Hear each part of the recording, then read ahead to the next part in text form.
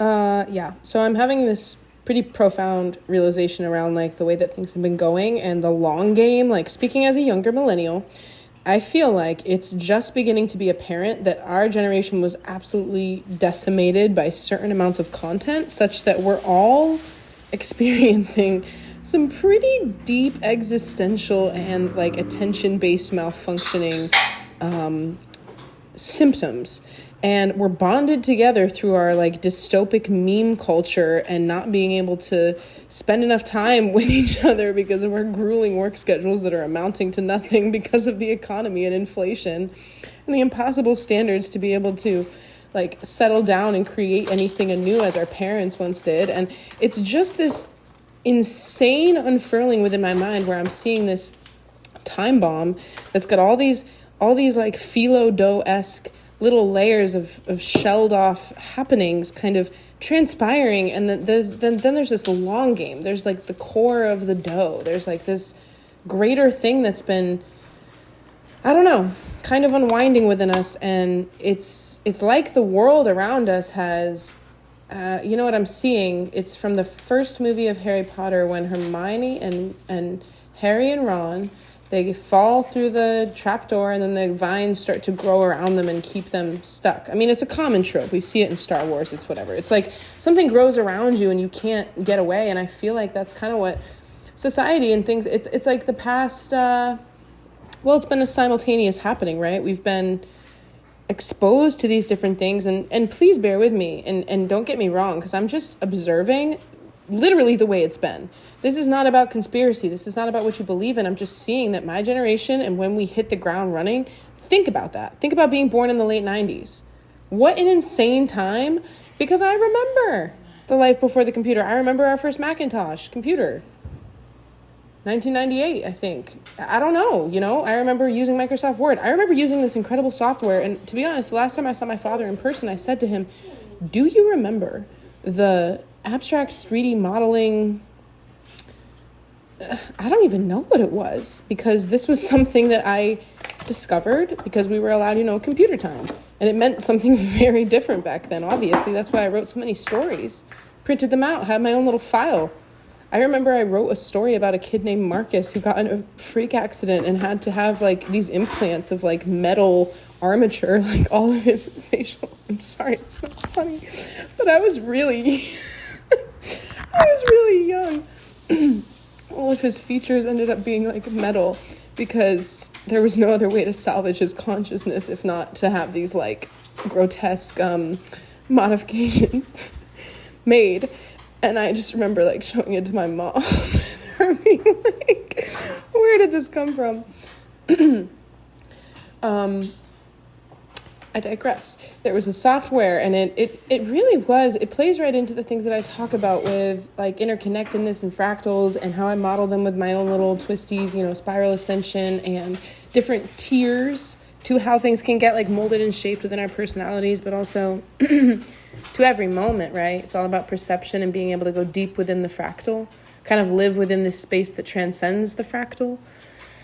I mean, that can never be done. Obviously, that's an oxymoron. It's about finding joy in the dance of being able to navigate the multidimensionality of each moment. That's what it's about. And people don't get that. People don't see that. We have not been supported in being able to discover that because of just immense amounts of hidden knowledge and how, self-healing is a big deal right now around finding our own way. But then it's I believe, kind of far less am I concerned with anything around like my civic duty with voting, like not to be a bad American or whatever, but I'm much more deeply concerned with like what I've navigated throughout my life and how I can be of service to the people around me in a much more immediate way. Like that's my civic duty, and I show up to whatever I have to as a person on this earth right now. But nobody can deny that there have been these waves and spells and things like, man, if you knew me in high school, I've been calling this.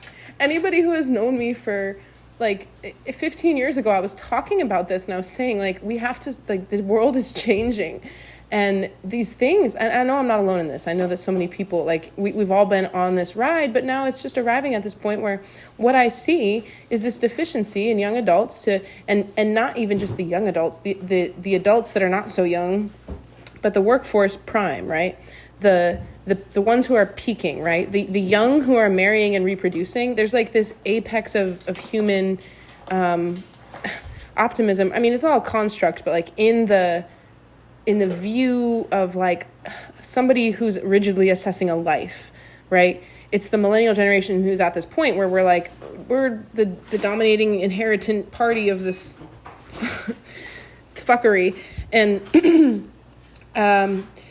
yeah, I mean, I don't want to sound like contentious, but I feel like you just can't really disagree with the fact that it seems like we've all been driven insane, and we're not insane. We're just highly, highly perceptive to how insane it is, but we're too locked in. We're too locked in. If you think about all your obligations and what your life includes and how little that leaves for you to commune with your peers and process reality together, we should not be denied of that ability. I never want to not have enough time to commune with my peers and process reality. That's all that one should ever be, doing, because only then can you discover what you think, what you value, who you are, and what you're meant to do. And I'm not saying it's all about peers, but it has to do with that equal balance of being able to spend your time the way that you want and owing things to a system. And it's just like very clear at this point. Like, I know everybody has different levels of privilege and experience, but it's incredibly hard to. Obviously, it's much fewer people than not that don't have the privilege to just like live with freedom. And that's interesting, right? And I'm going to be talking about this in a video that I'm going to be putting together around like the American Dream and the Barbie movie and all these different things that have really shaped what I'm talking about, like this decline right under our noses. But I just think it's important to not completely submit and curl up and be pushed inside and be pushed into a role and just only get your food from like meal kits and just live in tiny boxes and just be of a system and of a thing and just continue to look at the phone and accept all the rollouts and click accept terms and conditions and just let it happen, because none of that is of our own. Like, we're not, it's far beyond, it feels far beyond government to me. It feels like the phones and people's experience of reality through a phone is really, really, really, really, really, really dystopic. It's really dystopic, and I'm not saying that you can function without a phone. I know all these people right now, if they were listening to this, they would be like, oh, well, yeah, well, how are we going to, communication and productivity and all these good advancements and all the benefits and how it's advanced medicine and all this good stuff. Yeah, I have a lot to say about that too. And I hear you. We can't do away with it, but there's this huge need. Like, I know a lot of people are intelligent and discerning, and they're like, well, obviously, it's not like I'm on my phone all the time. I'm a person who has a life. I spend time in nature. I go visit my grandparents. I'm a good person. I respect that, and I'm happy for you. And I know that there's so many people like that, and I know that there's so many people who see what's happening, and I know that there's so many people who don't, but they still just don't buy into any of it because they have the privilege not to. There's a lot of people who don't have the privilege not to buy into all this, and they're also not smart enough to see what's happening. And that's just a scary amount of people. It's a scary amount of people that's occurring with, and so we need to understand that, like, there has to be some type of, like, you can't just abstain from certain things in the world right now. We have to be able to talk about those things and then abstain or contribute our energy to the things that, like, we're trying to create. And I think that it just has to do with, like, spreading out our population and our power, right? Because everybody's being pushed together like cattle, like zoo animals. I don't like it. Maybe it's a life for some, but I need land, and she needs wide open spaces. Okay. All right. My rant is over. Thanks.